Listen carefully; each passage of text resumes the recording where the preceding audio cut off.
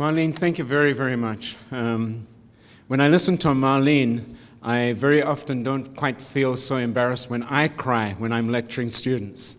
And Marlene has often given me such inspiration in terms of allowing me to bring emotion into my lectures. And I think I've been trying to convince my fellow colleagues that that's an important thing to do. It's what is called engagement. And Marlene, you certainly have engaged us this afternoon and made some very important links between the moving testimony that we heard this morning, some of the history that was spoken this morning, and certainly it allows us to move on to this afternoon with a much more succinct understanding of the way in which the United Nations Declaration on the Rights of Indigenous Peoples bears relevance to the tragedy of the residential schools. The next speaker is Chief Wilton Littlechild, and he doesn't need anything more from me in terms of introducing him. A member of the Truth and Reconciliation Commission, a history which is long in his concerns for justice, and a history which is strengthened by his concern for human rights. I'd ask you to welcome Wilton Littlechild.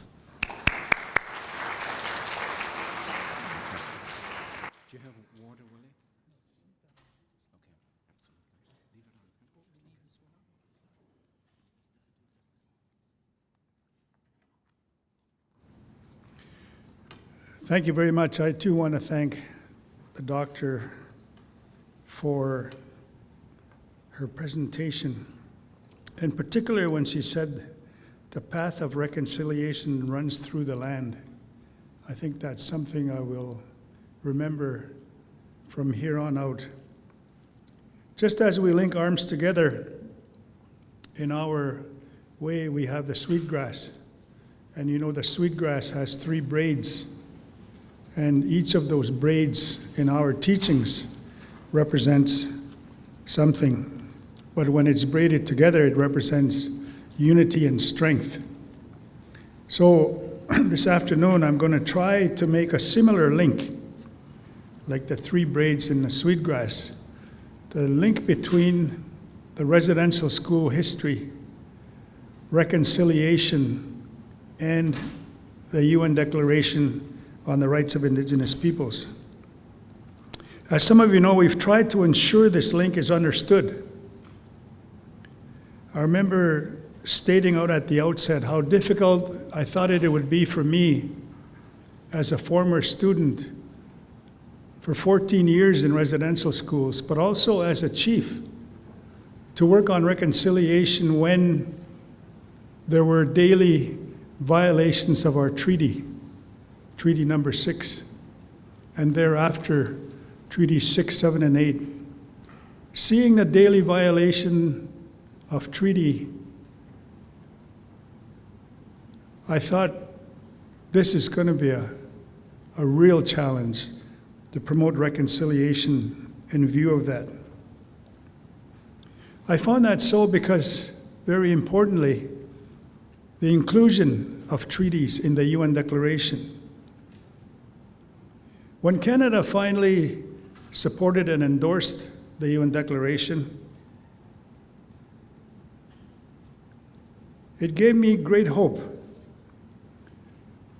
as a chief that the apology that the Prime Minister gave, the Right Honourable Stephen Harper gave, was I thought one was that going to be of action. As you know, the Prime Minister in his apology stated, it was an agreement that gives us a new beginning and an opportunity to move forward toward together in partnership. Indeed, when I looked at the apology last night, I want to share the words with you that I think are very appropriate in this consideration.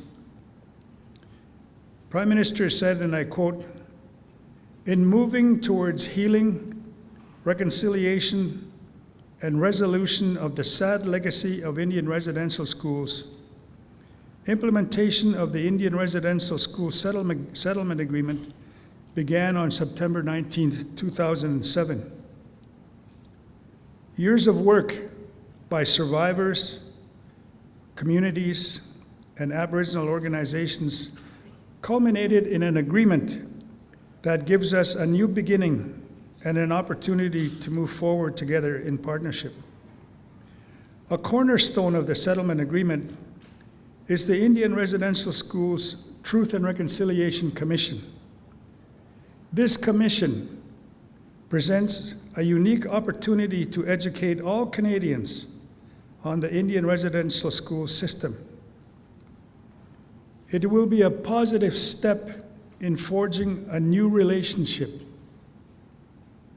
It will be a positive step in forging a new relationship between Aboriginal peoples and other Canadians, a relationship based on the knowledge of our shared history, a respect for each other, and a desire to move forward together with a renewed understanding that strong families, strong communities, and vibrant cultures and traditions will contribute to a stronger Canada for all of us.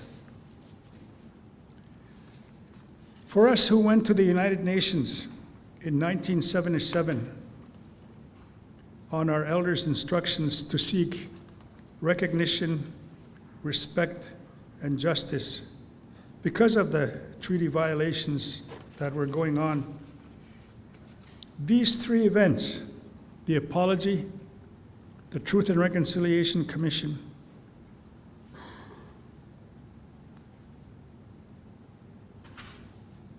and the endorsement of the UN Declaration were really foundational elements of change, one full of hope. With this encouragement, I thank Canada from Berlin. I happened to be at a World Conference in Berlin when they endorsed the declaration. I thanked them then, and subsequently, in many speeches at the United Nations, I tried to make this link between these three aspects. For example, on July 14th in 2011, I said the following: through my work as a commissioner of the Truth and Reconciliation Commission of Canada, I have identified 5 critical elements of resolving the legacy of residential schools and day school systems and of restoring respectful relations. These elements are truth, forgiveness, healing, justice, and reconciliation. I said that because it was very difficult, I found early on, to be asked in a mandate to work on truth and immediately jump to reconciliation. It was a huge jump to make. So we've seen in our experience that spectrum. Actually, these elements can be achieved through a strengthened partnership between Indigenous peoples and states consistent with treaty relationships. I remember at a meeting in Geneva, I also referenced the 1984 Pope John Paul II's visit when he made the comments on the need for reconciliation in a papal visit to Canada. Some of you who are old enough will remember that the Pope visited Canada. And in that visit he said, and I quote, "It is clear from the historical record that over the centuries, your peoples have been repeatedly the victims of injustices by newcomers who, in their blindness, often saw your culture as inferior. It is time for forgiveness, for reconciliation, and for a commitment to building new relationships." I raised this speech and quoted it actually when we were debating the UN Declaration in Geneva. These words have been confirmed by recent high-level comments by UN experts, including the UN Secretary General Ban Ki-moon and the Special Rapporteur on the Rights of Indigenous Peoples, Professor James Anaya. The time is now for the international community to consider a new chapter in the world history of relations between Indigenous peoples, states, and the churches. There has been considerable high-level attention on the role of the UN Declaration in reconciliation. For instance, the Secretary General Ban Ki-moon in August 2008 identified the UN Declaration as itself an historic act of reconciliation. His Excellency stated, and I quote, "The result of more than 2 decades of negotiations, the Declaration provides a momentous opportunity for states and Indigenous peoples to strengthen their relationships, promote reconciliation, and ensure that the past is not repeated." On April 5, 2011, the Special Rapporteur, Professor James Anaya, characterized the UN Declaration as an instrument of reparation and reconciliation, stating that the Declaration is fundamentally a remedial instrument aimed at overcoming the marginalization and discrimination that Indigenous peoples systematically have faced across the world as a result of historical processes of colonization, conquest, and dispossession. In this spirit, the UN Declaration provides a framework for reconciliation to restore respectful relationship. And on this basis, as a Commissioner of the Truth and Reconciliation Commission of Canada, I respectfully suggest that a new doctrine, a doctrine of reconciliation, be pursued. Those were words I shared with the UN in 2011. When we look to the reconciliation aspects of the Truth and Reconciliation Commission of Canada, the implementation of the UN Declaration is an essential and critical piece of our work. The UN Declaration is one solution. Treaty implementation is another solution. I believe they will take the legacy of our current work forward, and I would urge all Canadians to embrace them in that regard. You see, the UN Declaration calls on us to work together. There are at least 7 preambular paragraphs of the UN Declaration directly dealing with reconciliation. Let me reference only 2 of them. And I know you have some booklets of the Declaration, so if you can find them and follow with me, just 2 references, well, 3 references.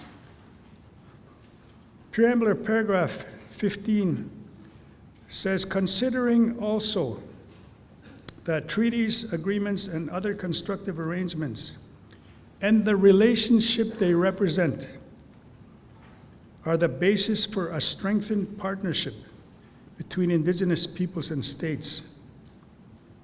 The relationship they represent are the basis for a strengthened partnership."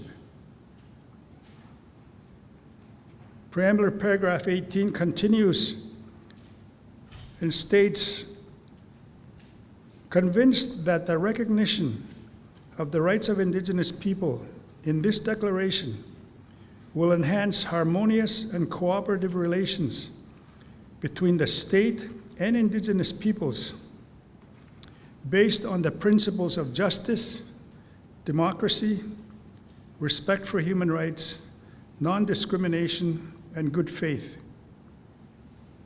Actually, I recall when Paul Joff, and I think Jennifer and Craig were also in the room, when he argued very, very strongly for this proposal. So thank you, Paul, for putting that in. Because I often wondered after, why would someone vote against this? Why would someone vote against the principles of justice, democracy, respect, non-discrimination, and good faith. And then if you look at the last preambular paragraph, solemnly proclaims the following UN Declaration on the Rights of Indigenous Peoples as a standard of achievement to be pursued in a spirit of partnership and mutual respect.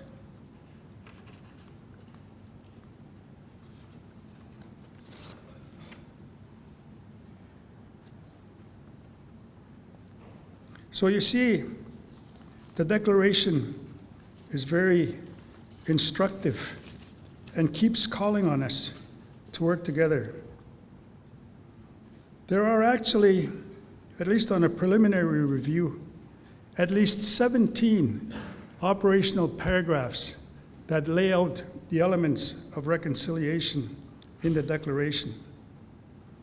For example, Article 14. Given what happened in residential schools through the policy, note the article on education, specifically Article 14.3, which states, and I quote, "States shall, in conjunction with Indigenous peoples, take effective measures in order for Indigenous individuals, particularly children, including those living outside their communities, to have access, when possible, to an education in their own culture and provided in their own language." If you remember our interim report, one of the early conclusions that we made was that the residential school policy was actually a direct assault on our cultures, our languages, our family, and our community. Article 19 states that states shall consult and cooperate in good faith with the Indigenous peoples concerned through their own representative institutions in order to obtain their free, prior, and informed consent before adopting and implementing legislative or administrative measures that may affect them. Now, I know that free, prior, and informed consent has been mischaracterized as a veto. Actually, when you look at Article 19, in view of a call to work together, it's actually a right to say yes. It's a right to say yes. If you look at Article 32, subparagraph 2, states shall consult and cooperate in good faith with the Indigenous peoples concerned through their own representative institutions in order to obtain their free, prior, and informed consent prior to the approval of any project affecting their lands or territories and other resources, particularly in connection with the development, utilization, or exploitation of mineral, water, or other resources. Article 37 calls on states, actually calls on us too, to respect and honor treaties.